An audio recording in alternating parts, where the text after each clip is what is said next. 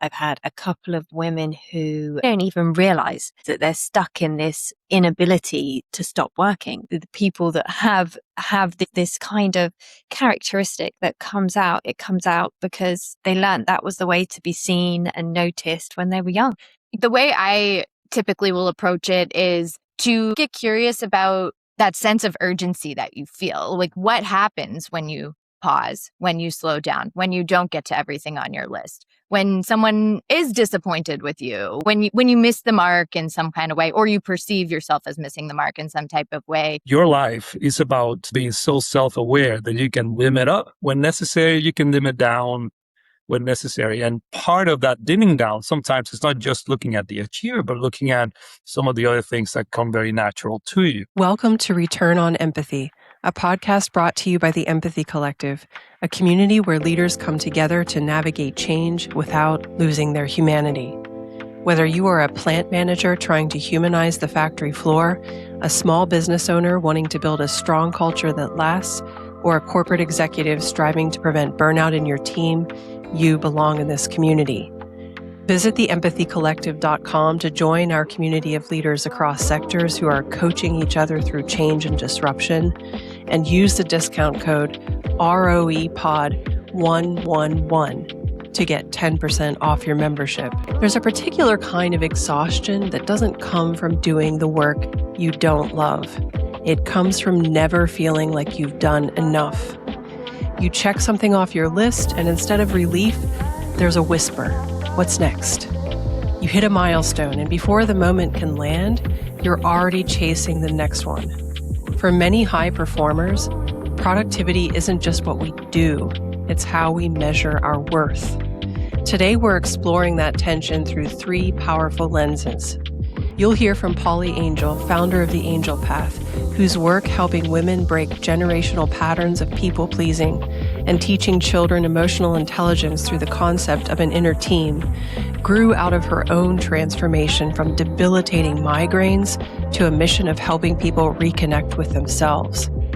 We're also joined by Carlos Martinez, a Gallup-certified CliftonStrengths coach and global leader with nearly 2 decades of experience developing people across industries. Someone who has seen firsthand how strengths, like achiever, can energize teams and at times quietly push them toward overextension. And Dr. Paula Freedman-Diamond, clinical psychologist and author of Toxic Striving, whose work with high achievers, overthinkers, and people pleasers, along with her own lived experience, shines a light on how the relentless pursuit of success can come at the cost of our well-being.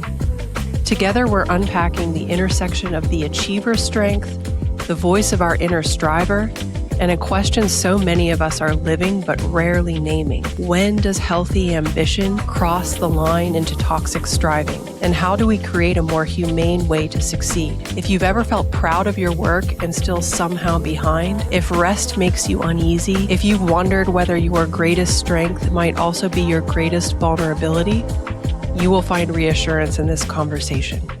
This is Return on Empathy. Welcome to the show. I am so excited. We have 3 former guests on the show today. We have Paula Angel, Carlos Martinez, and Paula Freedman-Diamond. And all of you have very unique areas of expertise that intersect with the topic of ambition and striving and achieving, which is something that we experience in today's workplaces very often.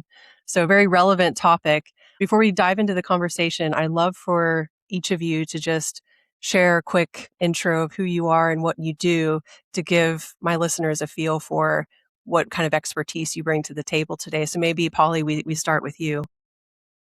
Okay, hi everybody. I'm Paula Angel and I'm an RTT therapist and internal family systems and trauma-informed coach. So I work predominantly with women, but I am also creating products to help children learn emotional intelligence earlier on in life so that they don't have to go through some of the struggles that the women I look after are coping with today. That's wonderful. I'm really excited to get into that. So maybe I'll move over to Dr. Paula Freedman-Diamond. Paula, you can just share a little bit about what you do.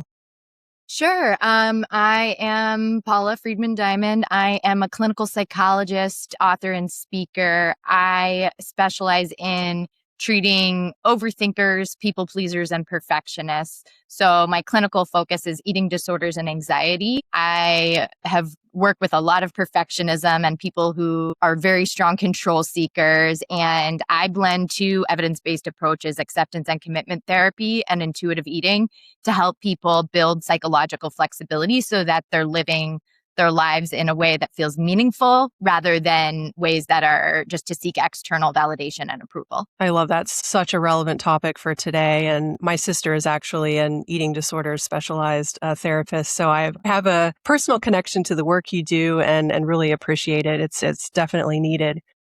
So Carlos, let's hear about your angle and your area of expertise. Yes. My name is Carlos Martinez. I am a Gallup-certified CliftonStrengths coach, at least for the last 10 to 12 years. Recently, an executive coach. And in addition to that, I spend a lot of time leading teams in a manufacturing environment where I get to do two things. I get to lead, but at the same time, I get to coach. I get to help people find what ticks for them, and then put them to work. And that's where my heart goes and why I actually, for the first time, I got into CliftonStrengths, because I find it to be essentially that little inner voice about what we do best, and then using that information to set people for success. That's perfect. Your introduction gives us a nice segue into the first question I have, because for those listening who aren't familiar with Gallup's CliftonStrengths, I'd love for you, Carlos, to talk about specifically the achiever strength, because that is the topic of this episode. So I mentioned at the beginning, we see a lot of focus on productivity and achieving in modern workplaces. And so the achiever strength is an interesting one. And I'd love you to give some context there. And then we'll move into having our therapists provide their angle and what they're seeing in clients who might be over-indexing on that strength and how it could potentially become toxic in a way. So let's start with the achiever strength and just CliftonStrengths in general. So achiever is, and we call it a strength, and within the CliftonStrengths world, we call it a theme as well, which is a series of behaviors or ways of thinking that make whomever leads with it someone who gets a lot of energy, a lot of satisfaction out of being busy and completing things, right? As a result, they tend to be hyper productive, right? They remain very busy. They start every day with a big, long list of things to do. And the goal is to achieve them all, not just a half of it, but all of them, no matter whether it's the weekdays or the weekend. That's what achiever by definition is. Of course, it varies a little bit from person to person, but that is at the center of it. Yeah. So let's talk a little bit about what happens when we over-index on the achiever strength. Because I'm sure all of you are thinking, oh, I could see where that could easily cause burnout or stress if we focus too much on checking off all those boxes. And it's just about constantly doing more. So Polly, so you've created these super cool cards for children. I bought some myself, and I'll show some on the screen for those of you who are interested, and I'll provide a link in the show notes. So you call it Meet Your Inner Team, and these are little cards that talk about your inner parts that are formed when you're a child. What I'm seeing in my work as a consultant is that many adults still haven't really made friends with their inner parts, or they haven't even acknowledged them.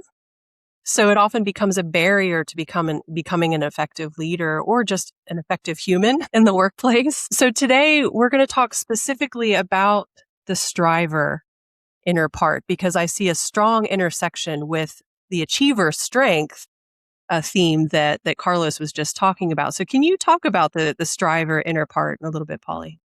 Absolutely. So I created this card deck because it just makes this whole methodology of therapy makes so much sense to me. I've used it so successfully on myself and with clients. And the whole idea is that we have this team of characters inside of us. And it's so interesting hearing Carlos talk about the achiever strength, because while that is such a strength, we can almost grab onto that strength, like, oh, this works for me. We've got this habit of behavior that's really getting me seen and noticed, and the attention perhaps that you were looking for as a child.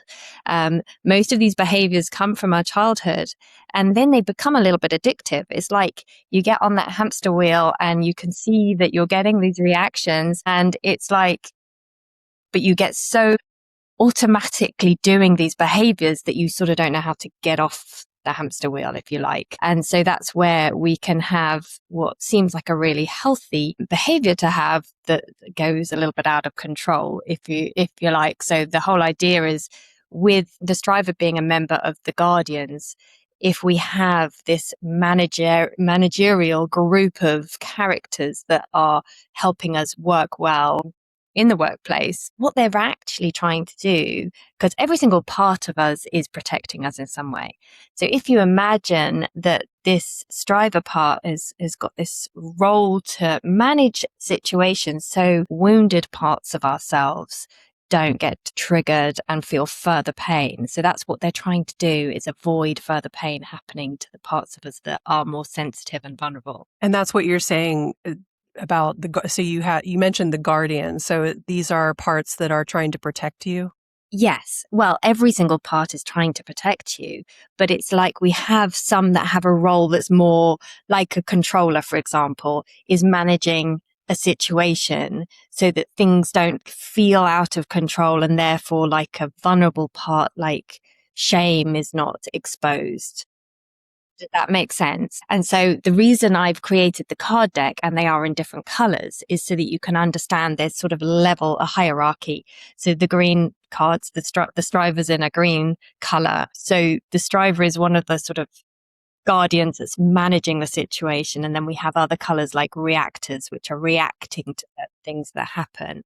And then we have the hidden hearts, which are the purple ones, which are the real, the sad one, shameful one, the frustrated one. There are several of each group, but the idea is the striver is really managing a situation so that these other sort of layers don't get triggered in the same way. Does that make sense?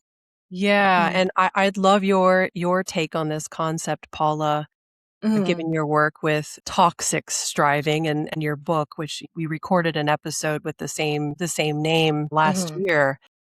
What is your reaction to what Polly was saying about the inner parts? It's funny because as we've been having this conversation, my mind keeps going to different places. And then, Polly, you said almost verbatim a thought that entered my mind about it sort of becoming addictive, that validation that someone receives from achieving or from kind of hitting the target that they've been seeking becomes then like, and also the hamster wheel concept is one that I use frequently as well. So I think we're very aligned in our approaches. The perspective I come at it from with acceptance and commitment therapy is that a lot of our behaviors and strategies are control seeking in order to control what we feel inside, and striving can be one of those control seeking strategies. I don't like how I feel when maybe I'm not,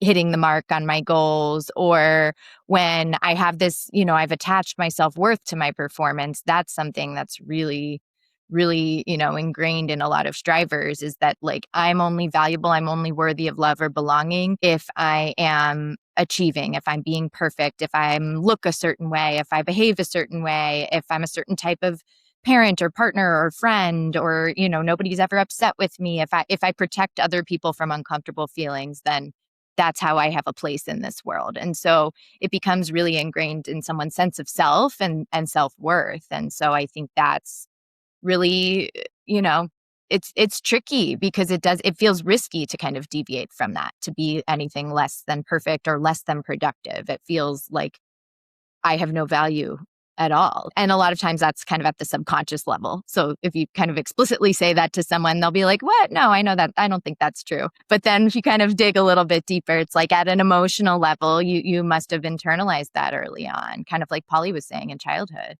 A lot of these things sort of, lessons in sometimes well-intentioned lessons from parents and self-regulation, right? Parents will teach their children, don't act out in a certain way. And sometimes that kind of gets distorted into like a self-silencing of, I shouldn't express needs. I should always be by the books doing things a certain way that make other people happy or that make other people pleased with me. It can kind of just become a lifelong pattern that's hard to break out of. That's fascinating to me because I'm thinking of you, Carlos, with your work with CliftonStrengths and working with people who are high in the achiever strength.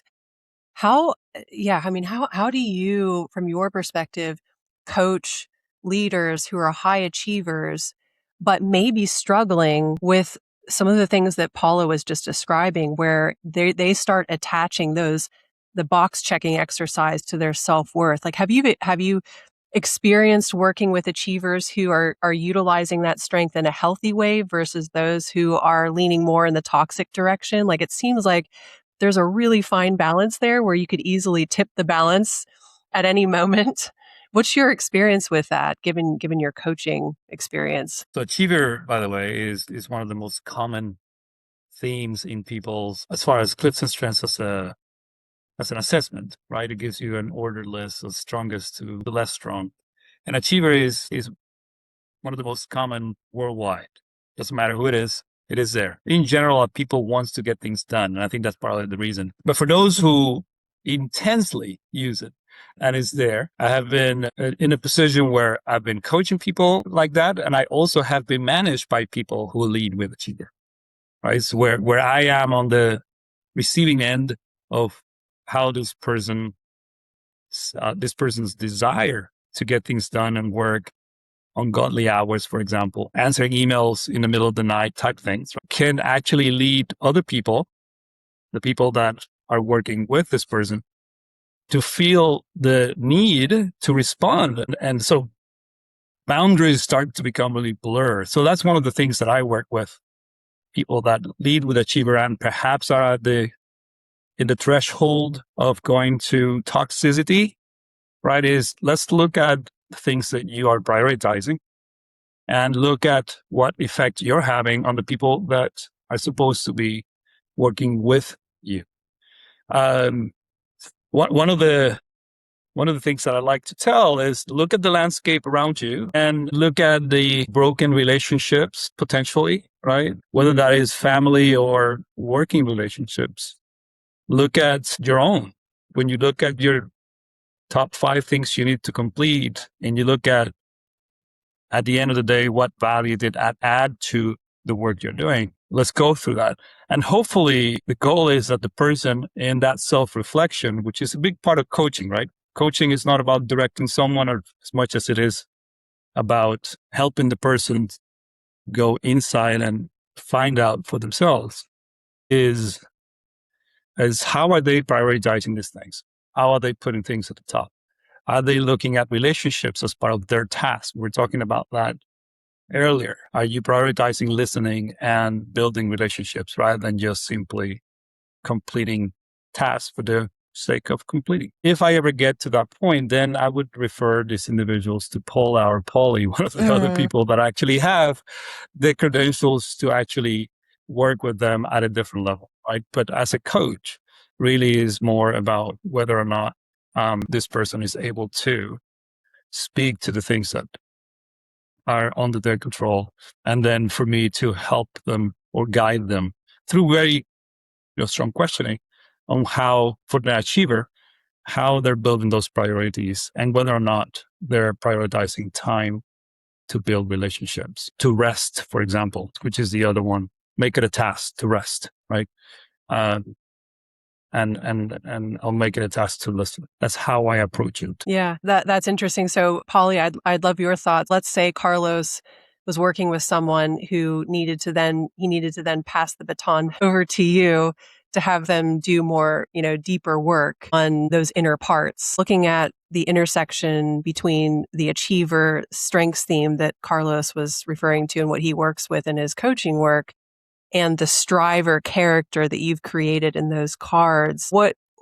Where's the intersection there? Have you had an experience where you've had someone pass the baton over to you because, a leadership coach or someone couldn't handle it any longer, and then you started working with them?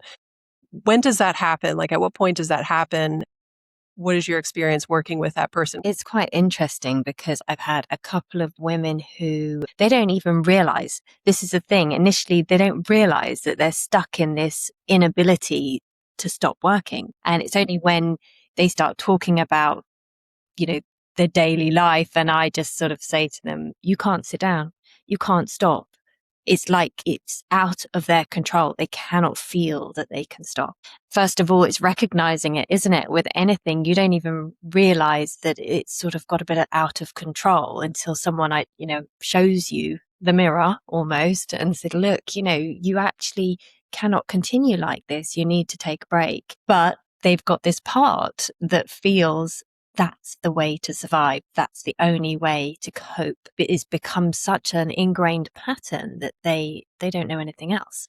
And so when I'm working with somebody who's showing these behaviors, really what we're doing is going back to why these behaviors started in the first place, because there's always a reason why they came in to begin with. And generally it's these particular people that I've worked with, it always comes back to wanting to impress their parents, wanting to get the best grades. And, I think with women, especially in the workplace, they want to be able to do everything, and I think there's an extra pressure that they're putting up upon themselves to appear equal with all of their colleagues, male, female, ones with kids, ones without. Is like, I've got to be treated equally. It's just so important to so many women that then they find themselves, they can never stop.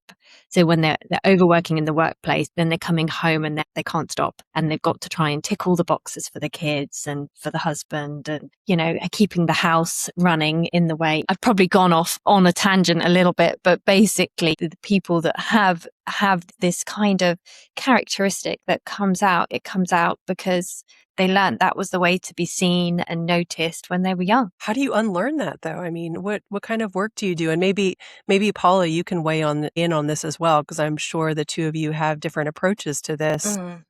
For something that's been ingrained in someone since childhood, and they're at the point where they don't even realize it. They're doing it subconsciously, as you said.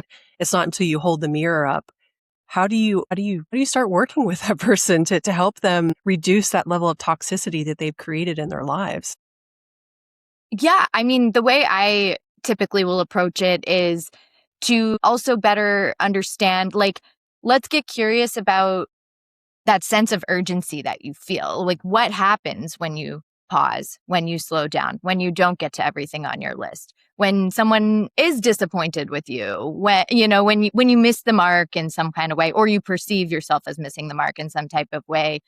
I think that helps you understand what it is that you're trying to control for by doing all of these different behavior patterns. Oftentimes it is an internal, a sense of discomfort or feelings of fear, feelings of shame, right? And we can't get rid of those. So it's like these strategies you've developed to try to sort of make sure I never feel shame, or I never feel like I'm letting someone down, or I never feel, unloved or like a failure, whatever. They don't work. They just consume your life. They make your world smaller. So if you can learn how to make space for those feelings and build emotional tolerance and build the capacity to feel feelings that you don't enjoy or that you don't want, and learn to allow them to be there even if you don't like them, and know that they are temporary sets of sensation in your body. They're not these, it's not going to become this all-consuming permanent state of being, because feelings never last, including the ones that you enjoy. I think that is really, really, really empowering, and it's a process. And then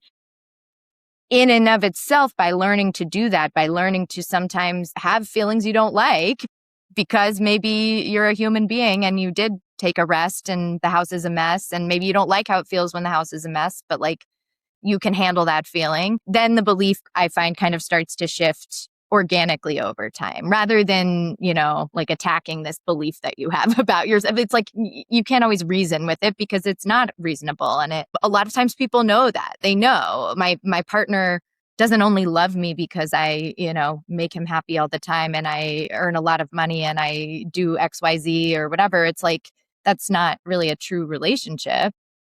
And people know that, I think, logically a lot of times, but they don't really trust it at a deeper emotional level. It doesn't feel true. It sounds to me like you approach this with really kind of small baby steps. Mhm. Okay, let's practice sitting on the couch and staring at the messy living room and being okay with that. Or treating it, you don't have to be okay with it, but let's treat it as data collection, right? Let's understand what happens inside your brain and body when you do that, and what information can we get some information out of sitting for 5 minutes and doing nothing, so that we can learn about what happens and just sort of take this more neutral observer approach to it. Mindfulness practices, I guess, is a really important component of it, because there's nothing wrong with striving. There's nothing wrong with liking achievement. There's nothing I think one thing I've noticed all three of us have said in different ways is that we're not trying to get rid of these tendencies, that these are actually protective, and oftentimes they're strengths to strive and to be ambitious and to be really goal oriented and driven. It's just, how do we kind of harness them in a way that doesn't deplete and totally erode our well-being. And if I can also just add in balance, because what happens is certain characters get too busy and take charge a little bit. And the way I address it is that we invite them to take a break. And how can we regain a sense of balance amongst all of our team members? Because there's lots of different characters and behaviors that all benefit us, but they're better in balance. It's a little bit like everything, too much of any one thing becomes not a good thing. So if we can level everything back to more of a reasonable balance, then more harmony can be created within us, and then within the team, not just inside of us, but outwardly as well in the workplace. If you are loving this conversation with Polly, Paula, and Carlos, this is exactly the type of stuff we are diving into in our online community, the Empathy Collective, where human-centric change leaders across sectors solve their toughest problems together. All leadership levels are welcome, from the front lines to the C-suite. If you would like to join the Empathy Collective community, visit theempathycollective.com and use the discount code ROEPOD111 to get 10% off your membership. We can't wait to see you there. I love that you mentioned balance, because I think that's the whole, that's the $1 million question I have throughout this entire conversation, is finding that balance between the toxic side of striving and achieving and the healthy side where we use it as a strength to really help others and ourselves. So I'd love you to weigh in on this, Carlos, because my experience in the workplace and in the corporate environment that you're still in right now is that workplaces almost unintentionally reward toxic striving. And I've noticed just looking at the CliftonStrengths domains. So there are 4 domains: influencer, relationship building, strategic, and what's the other one? Execution. Yeah. Yeah. And so when I think about how performance metrics are defined, the strength or the domain that tends to be emphasized is execution, and sometimes strategic, right? But the more softer human to human kind of relationship building piece, that's oftentimes not measured in performance metrics. It's like, okay, how well did you achieve this quarter? We're going to evaluate you on all the boxes you checked, right? So that's what determines your payout, your bonus, your salary, whatever. And so that seems to be the logical approach to measuring performance. But I think this could potentially, especially for high achievers, push them in the direction of toxic achieving if it's left unchecked. So I don't know what your experience is with that, Carlos. So achiever as a theme or something that drives someone doesn't sit alone. To the team members, the inner team members idea within CliftonStrengths, you also speak about your other themes. So achiever doesn't sit alone, and there are usually other adornments to it that either can intensify achiever or can relax it a little bit.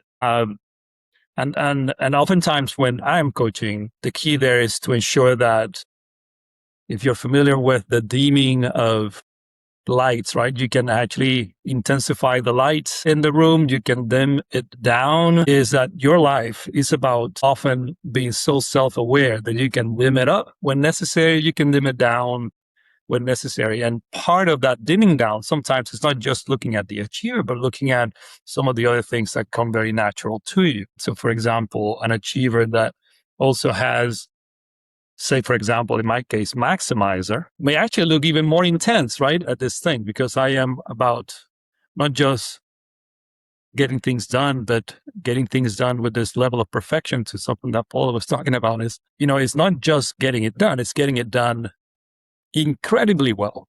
And now you have something really out of control. At the same time, you have other ones like, say, connectedness, which is something that Rebecca thrives on, I think, which basically allows you to not just see that you need to get things done, but you see the consequences of that, right? And especially when it relates to people. So going back to the goal setting, it is very true, right? In fact, I was having this conversation with one of my direct reports yesterday about you can look and analyze something forever and never really get anywhere. So you have to balance the two, right? You still have to get something done, but sometimes you have to think about the doing as being the process. So thinking is doing, right? For example. So is building relationships. That is doing. And I think it comes down to understanding the individual so that you can manage not just the achiever in them, but everything that can help that person bring achiever to the most productive version, right? Gallup likes to define a talent as a pattern of thinking, feeling, or behaving that can be productively applied. So without that productivity, doesn't mean necessarily doing things, but the quality of what you're doing, then the theme, the talent, the strength may actually become a weakness or something that works against you by means of what you get done, the quality you get it done with, or even how many dead bodies you left along the way as you got it done, right? Which is something that the individual, especially when I work with leaders, is you have to look at your landscape. It's not just you. It starts with you, but you have to look around you and what is happening around you.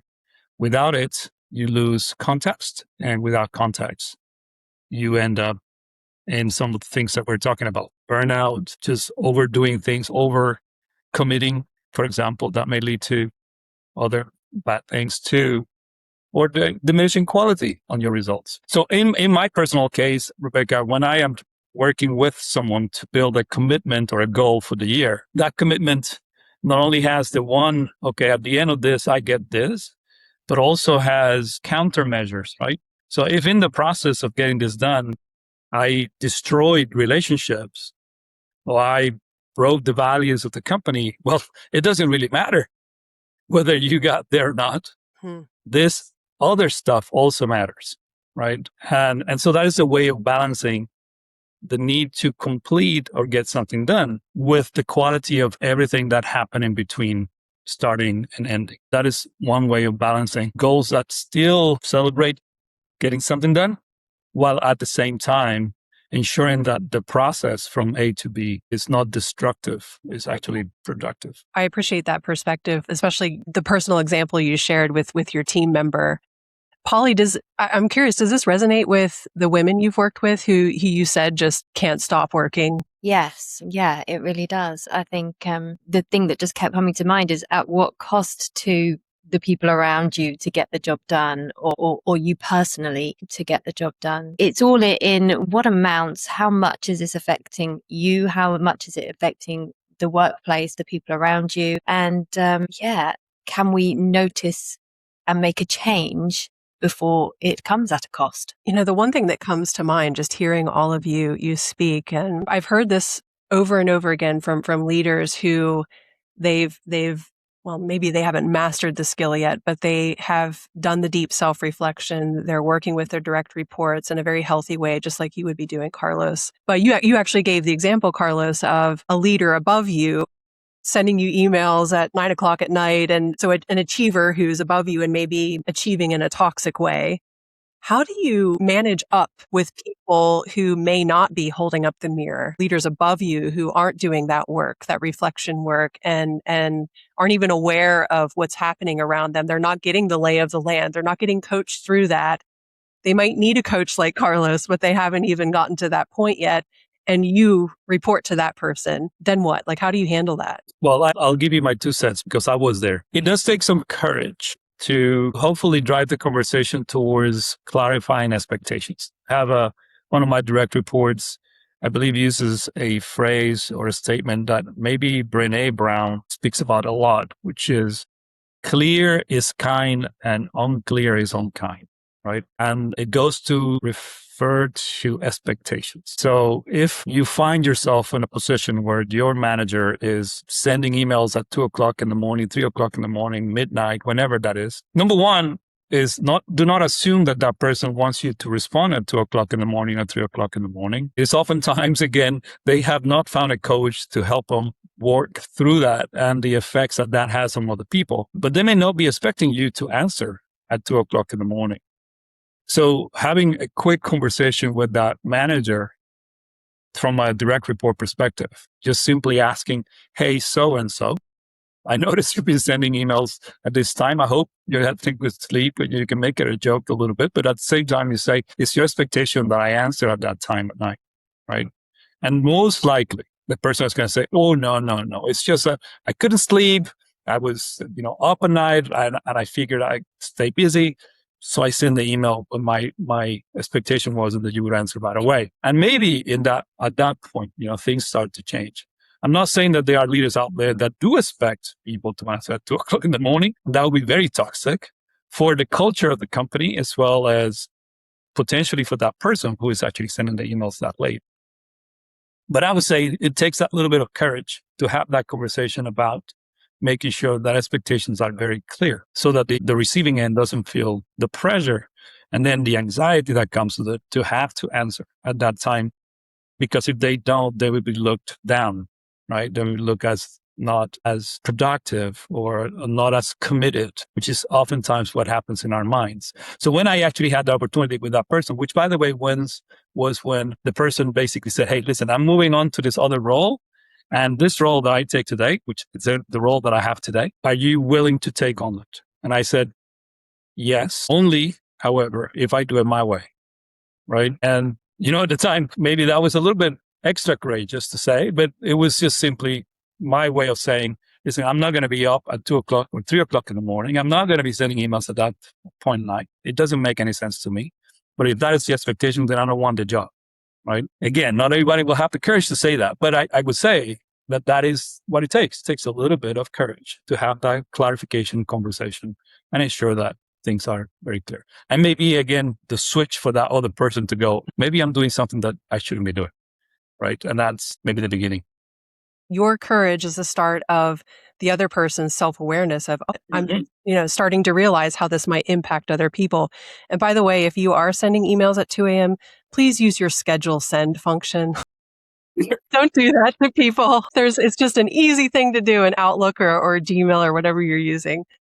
So I'd love to talk to Polly and Paula about, as both of you mentioned this, the importance for someone who is a striver or a high achiever to celebrate small wins, to take time to rest and reflect. What do you do in your work with people who have reached this level of toxicity and want to try to rein it in a little bit? How do you help them create that rest, build in that self-reflection and time to pause in their lives? I think a really powerful way to do that is to bring people's awareness to their process over outcome. So what have you enjoyed the actual doing of rather than just the result that you are getting? For me, an example is writing. Any activity can sort of like cross that line or go back and forth between what the perfectionism research calls it adaptive perfectionism and maladaptive perfectionism, where there's a type of striving where the process itself is rewarding and meaningful. And it's not so tied to your self-worth, whether you hit the mark perfectly or not, as much as like I'm enjoying or I'm getting something really valuable out of this process. So for myself, when I'm writing, I genuinely enjoy when I'm really absorbed in it and I'm in the zone and I'm kind of, like an artist shaping my clay and then like reshaping it if I'm not totally satisfied. And to me, that like lights me up. And it's not so much about, oh, I've produced this really wonderful thing and my book's a bestseller. Obviously, that would be nice, but that's not the primary motivation. So helping people kind of explore what types of things they would do even if they didn't get this outcome that was, this like achievement outcome that felt like, okay, I've checked the box or I've gotten the trophy or the accolade or the recognition. And sometimes that's a process of experimenting and getting curious, because a lot of times people are so deep in this pattern of striving that they can't even answer that. It's like, well, there's nothing in my life that feels that way. And so like that clarifying values, figuring out, like what makes me tick, what type of person do I want to be? How do I want my loved ones to experience me? Or even going back to childhood, if there was ever a time that felt freer, what types of things did I enjoy doing just because I enjoyed them? And I think that is sometimes a way to help people celebrate pausing, celebrate rest, or celebrate their successes, right? Because success is subjective and you get to define your own version of success. It can get imposed on you by the workplace. This is what our metrics of success look like and all of that. But at the end of the day, it's your life. And are you living it in a way that feels personally meaningful to you? Because what good is it to get all the recognition and all the accolades and the salary and the prestige if you also feel just chronically empty inside? Yeah, and I see that happening in the workplace all the time, where people associate their self-worth with their title, with their salary. And then if that's stripped away from them somehow, they don't know who they are. It's almost like their identity has been taken away. Ollie, what kind of work do you do or exercises do you do with clients to help them with just getting back to enjoying life and not focusing so much on the striving piece? Well, I was first of all going to mention the inner critic, because I feel that they go hand in hand. There's always this other character that's judging themselves on their performance. And I think the best way to work on the inner critic and help silence some of the negative thoughts that go around in your mind, because it's the striving tends to be, when it becomes an unhealthy striving, it's like a negative spiral. And I think if we have the inner critic also in the room, it makes it very, very hard to gain any of the joy in the process. Like Paula was saying, I think that's the whole point, is you do what you do because you're probably quite good at it and you probably enjoyed it at some point. Whereas with all this heavy negativity in your mind, the joy gets lost. So I was going to speak to the whole remembering to celebrate yourself, because the brain loves reward and self-celebration. And if you can be proud of your effort, even if it doesn't end in a fabulous result, depending on what you're working on, if you're doing your best, you're doing your very best. And I think if you can recognize this and give yourself a little bit of a internal pat on the back when you are doing these, putting this amount of effort in, the more you reward yourself and show up and congratulate yourself, the happier everything becomes. It's like almost a different brain when we're rewarding rather than giving ourselves a hard time. And I just keep thinking of the carrot and the stick. If you've got a coach that's giving you a hard time all the time, you're not going to enjoy your sport, for example, if you've got a really tough coach. Whereas if you've got a really positive coach that's saying, well done, you did that, great, let's work on this, it's just a completely different joy in the moment, isn't it? You enjoy that sport becomes something you want to do better in, and if you can create more of these and small steps, it's all these little things, noticing, do you know what? I worked really hard. Everything went wrong today, but I tried to pick up all the pieces and put it all together in the best way I possibly could.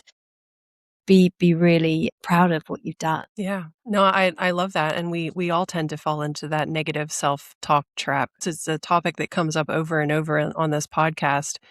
It's that inner critic. How can we change the inner dialogue? And be more empathic to ourselves before we can bring more empathy into the workplace. Absolutely. And that's a great segue into our closing activity, passing the empathy torch. As Robin Blackstone, the woman I interviewed before all of you, had a great challenge that I'm really excited for all of you to reflect on this. So for those of you who aren't familiar with this exercise or just tuning in for the first time, we're doing this activity where I want to create more interconnectivity between guests on the show. So I have one guest share an empathy challenge or question for the next guest to respond to, and then we keep passing the torch over and over each episode. So this is fun. So we have three brilliant minds on this episode today. So we're going to collectively present a challenge for the next guest who comes on the show. But before we do that, let's talk about Robin's challenge. You're not dumbing standards down when you care.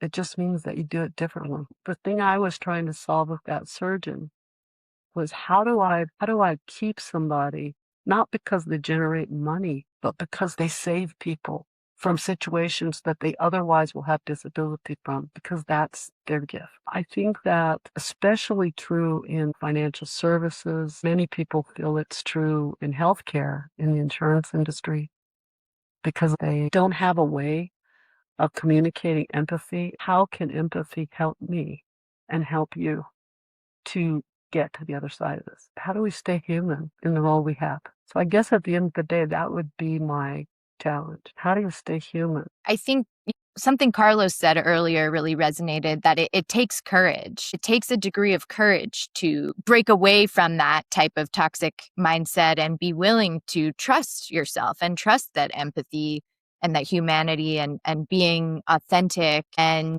not being so driven like a machine or a robot to optimize as much as possible, that to trust that is actually a positive thing. And that's actually going to enhance the system that you're part of, rather than, be some type of drawback to it, that we have to sort of take a risk and trust that authenticity and that humanness is what actually makes our work better quality.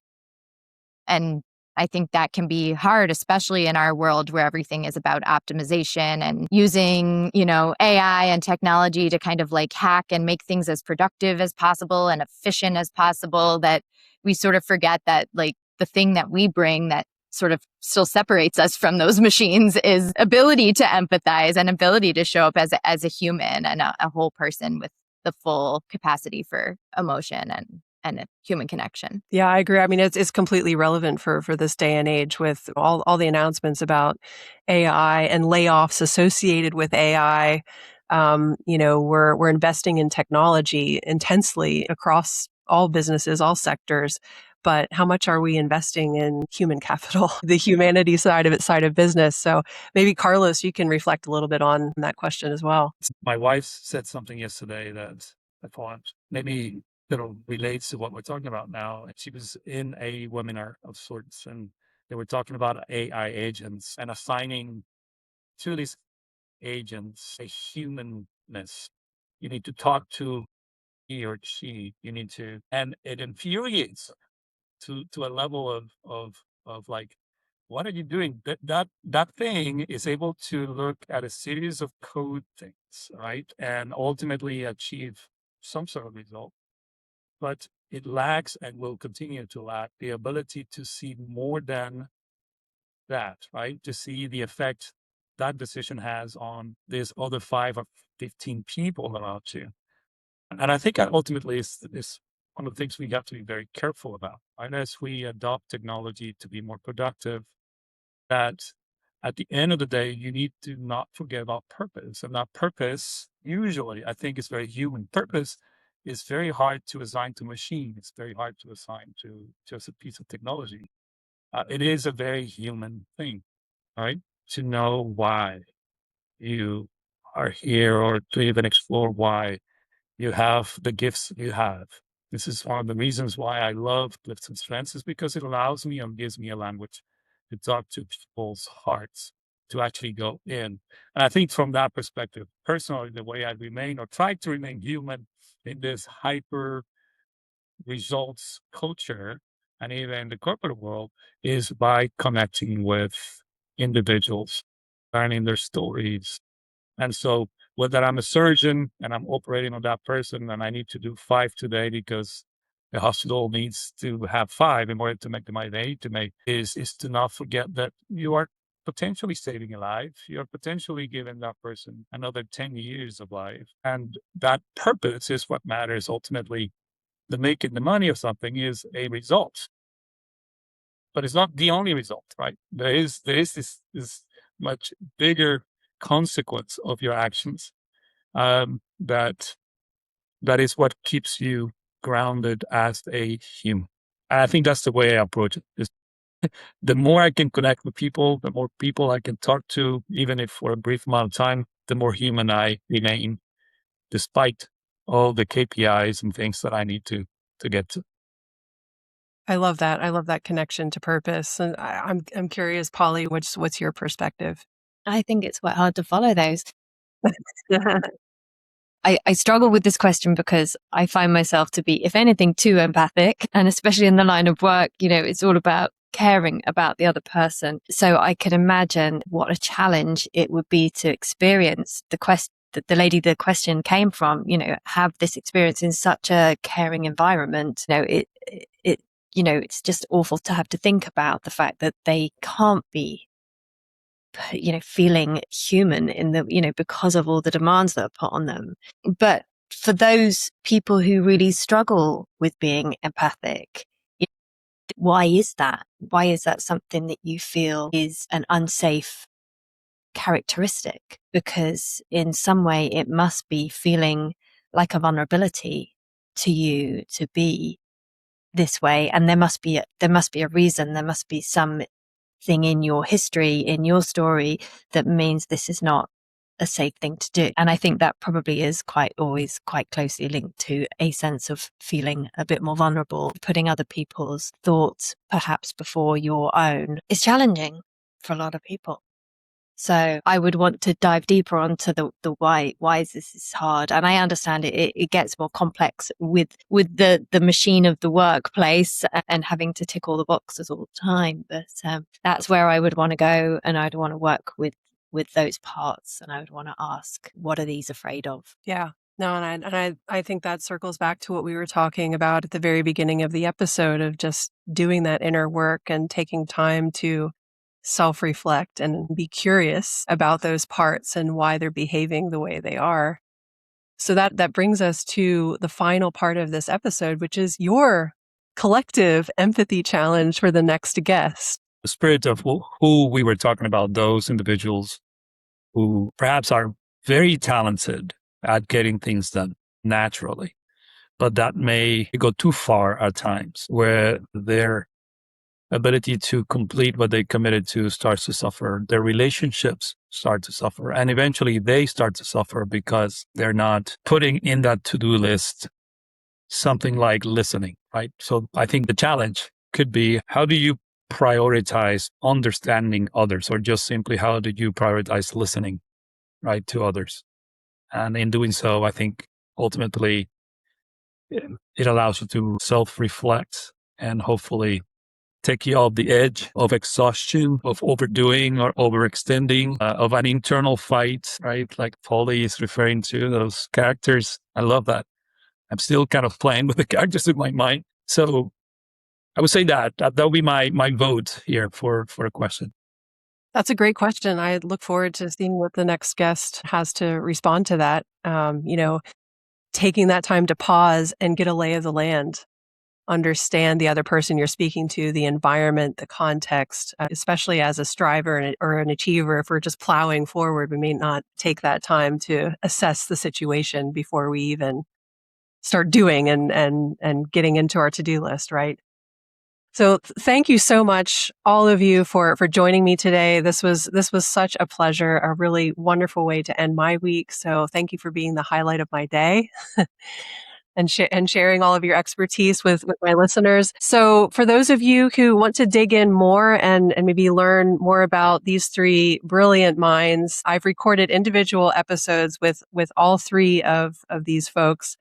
So Polly's episode, gosh, it was probably episode 18 or something. You were early on in my show. The title's Rapid Transformational Therapy. I will include the link in the show notes. Carlos, I think you were episode 4, Bringing Your Best Self to Work. So that's something that you can dig into if you want to learn more about CliftonStrengths and Carlos's work. And Paula, she was a little later on in my show. The episode is called Toxic Striving. It's the same title of her book, which is an excellent read. I read it cover to cover, earmarked a bunch of the pages. So thank you again for joining me today, and hope to see you all soon. Thank you so much. Thank you. If you enjoyed this podcast and would like to hear more, please subscribe wherever you like to listen to podcasts. And if you would like to join the Empathy Collective community, where leaders are leveraging empathy to drive profit through employee empowerment, visit theempathycollective.com and use the discount code ROEPOD111 to get 10% off your membership. Life is too short. Let's take care of each other at work so that together we can make this world a better place.